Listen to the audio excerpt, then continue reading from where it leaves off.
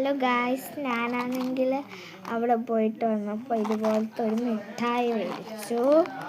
സ്ഥലത്ത് പോയിട്ട് വന്നപ്പോൾ ഞാൻ ഇതുപോലത്തെ മിഠായി മേടിച്ചു.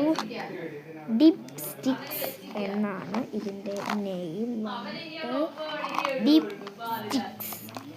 നമുക്കിത് പൊട്ടിച്ച് നോക്കാമേ.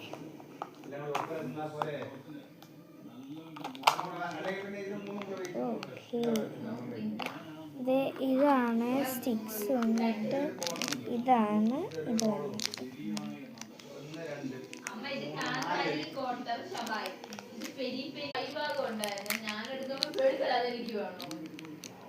ചോക്ലേറ്റ് നമ്മളിത് ഇതിൽ